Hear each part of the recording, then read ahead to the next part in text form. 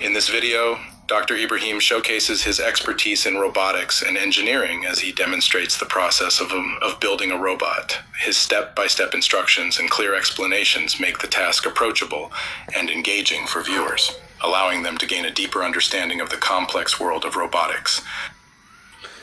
Okay, in this wonderful demonstration, you will see how to design a robot using a 4DW robotics chassis. D stands for drive, while W stands for wheel.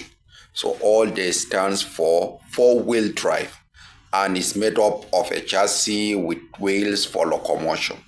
I will then power the robot with an Arduino Uno microcontroller and L293D motor driver. Do you know the meaning of L and D in L293D?